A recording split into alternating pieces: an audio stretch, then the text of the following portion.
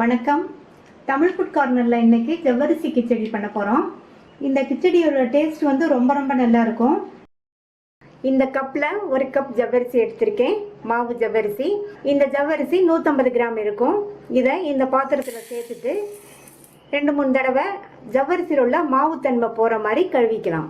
ஜவ்வரிசியில் மாவு ஜவ்வரிசி, nylon ஜவ்வரிசின்னு 2 variety இருக்குது. இதுக்கு மாவு ஜவ்வரிசி தான் கரெக்டாக இருக்கும். இப்போ இதில் ஜவ்வரிசி எடுத்த கப்லேயே 3/4 கப் அளவு தண்ணி சேர்த்து 2லேருந்து 3 மணி நேரம் ஊற வச்சுக்கலாம். ஜவ்வரிசி ஊற வச்சு 2.5 மணி நேரம் ஆச்சு. நம்ம சேர்த்த தண்ணியெல்லாம் இழுத்து ஜவ்வரிசி நல்லா சாஃப்டாக ஊறி உதிராக இருக்குது. ஒரு ஜவ்வரிசி எடுத்து இந்த மாதிரி ப்ரெஸ் பண்ணி பார்த்தோம்னா மசியணும். இந்த மிக்ஸி ஜாரில் கட் பண்ண 2 பச்சை மிளகாவும் 1 டீஸ்பூன் இஞ்சி பொடியாக கட் பண்ணதையும் சேர்த்து கொஞ்சமாக தண்ணி சேர்த்து இதை பேஸ்ட் மாதிரி அரைச்சிக்கலாம். ஸ்டவ்வில் ஒரு பேன் போட்டு சூடு பண்ணியிருக்கேன். அதில் 1 டேபிள் ஸ்பூன் எண்ணெய், 1 டேபிள் ஸ்பூன் நெய் சேர்த்த எண்ணெயும் நெய்யும் சூடாகிடுச்சு. இதில் 1 டீஸ்பூன் சீரகம் நல்லா பொரிஞ்சிருச்சு. 2 சின்ன உருளைக்கிழங்க பாதி அளவுக்கு வேக வச்சுருக்கேன். இந்த மாதிரி க்யூபாக கட் பண்ணி வேக வச்சுக்கணும். எண்ணெயிலே நல்லா ஃப்ரை ஆகணும். பாதி அளவுக்கு வேக வச்சாதான் வந்து இந்த உருளைக்கிழங்கு நல்லா ஃப்ரை ஆகும். நம்ம ஃபுல்லாக வேக வச்சிட்டோம்னா இந்த மாதிரி எண்ணெயில் வதக்கும் போது உருளைக்கிழங்கு வந்து குழஞ்சி போயிடும். இந்த நெய் எண்ணெய் கலவையில் நம்ம பாதி வேக வச்ச உருளைக்கிழங்கு நல்லா வதங்கி சாஃப்ட் ஆயிடுச்சு. அடுத்து இது கூட கறிவேப்பிலை, நம்ம அரைச்ச பச்சை மிளகாய், இஞ்சி பேஸ்ட்டு இதையும் இந்த எண்ணெயிலே நல்லா வதக்கிக்கணும்.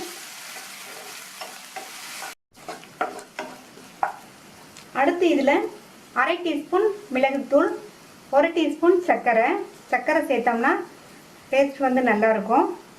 இதுக்கு தேவையான அளவு உப்பையும் சேர்த்து நல்லா ஒரு தடவை மிக்ஸ் பண்ணி விட்டுறணும். அடுத்து உதிரியாக ஊற வச்ச இந்த ஜவ்வரிசியை சேர்த்துக்கலாம்.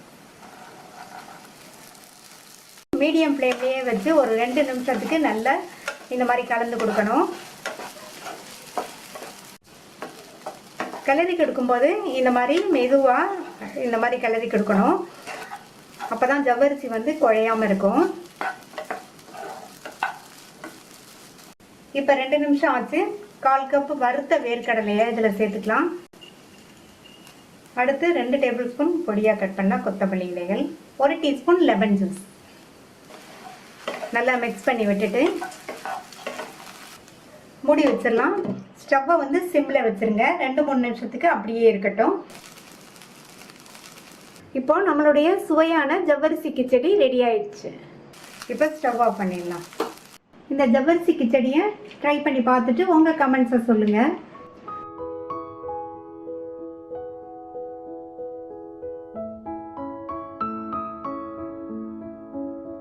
வெஜிடபிள் அவல் உப்புமா பண்ண போகிறோம். வேகமாக 10 நிமிஷத்தில் செஞ்சிடலாம். 1/2 கப் திக்கான அவலை இந்த ஜல்லடையில் சேர்த்துட்டு இதை சலிச்சுக்கலாம். இந்த மாதிரி அவலை நம்ம சலிச்சிட்டோம்னா அவலில் உள்ள சின்ன சின்ன தூசி, ரவை மாதிரி உள்ளது இதெல்லாம் விழுந்துடும். இந்த மாதிரி சலிச்சுட்டு இந்த அவலில் வந்து கொஞ்சமாக தண்ணியை தெளித்து அதை வந்து ஈரம் பண்ணிக்கலாம். இந்த வடிகட்டிலே இருக்கட்டும், எக்ஸ்ட்ரா தண்ணி இருந்தால் வடிஞ்சிரும். ஸ்டவ்வில் ஒரு பேன் போட்டிருக்கேன். அதில் 3 டேபிள் ஸ்பூன் எண்ணெய் சூடானதும் அதில் 3 டேபிள் ஸ்பூன் வறுக்காத வேர்க்கடலையை சேர்த்து வறுத்துக்கலாம். வறுக்காத வேர்க்கடலைன்றதுனால ஃபஸ்ட்டே சேர்த்து நான் வறுத்துருக்கேன். நீங்கள் வறுத்த வேர்க்கடலைன்னா கடுகு உளுந்து சேர்த்ததுக்கப்புறமா வறுத்தா போதும். வேர்க்கடலை நல்லா எண்ணெயிலேயே வறுபட்டுருச்சு. இது கூட 1/2 டீஸ்பூன் கடுகு, 1/2 டீஸ்பூன் உளுந்து, 1/4 டீஸ்பூன் சீரகம்,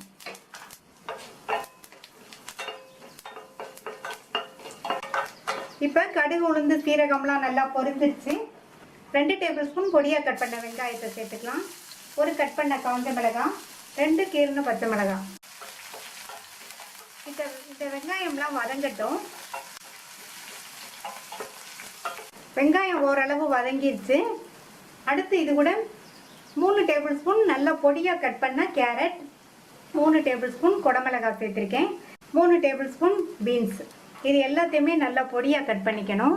கூடவே கொஞ்சம் கறிவேப்பிலையும் சேர்த்துட்டு சேர்த்துருக்கிற அந்த காயெல்லாம் நல்லா வேகணும். அதுக்கு வந்து ஒரு 3 நிமிஷம் ஆகும்.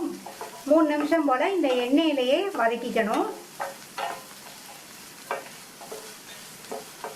காய் எண்ணெயிலேயே வதங்கி ஓரளவு வெந்துருச்சு.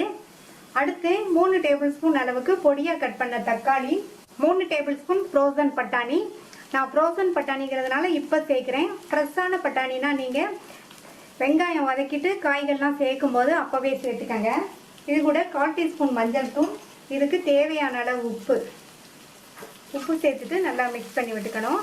இந்த தக்காளியும் நல்லா வதங்கி வரணும். தக்காளியும் நல்லா வதங்கி சாஃப்ட் ஆயிடுச்சு.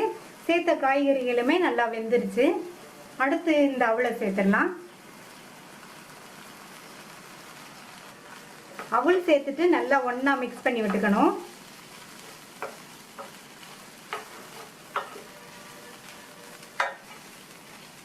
இதில் 1/4 கப் போல் தண்ணியை இந்த மாதிரி சுட்டியிலும் விட்டு இந்த மாதிரி நடுவுலையும் விட்டுருங்க. விட்டுட்டு மூடி வச்சிடலாம். ஸ்டவ்வை சிம்மில் வச்சுட்டு 4-5 நிமிஷத்துக்கு அப்படியே இருக்கட்டும். 3-4 நிமிஷம் ஆச்சு. சிம்லேயே தான் 3-4 நிமிஷம் இருந்தது. அவல் வெஜிடபிளோடு சேர்ந்து நல்லா இன்னுமே நல்லா சாஃப்ட் ஆயிடுச்சு.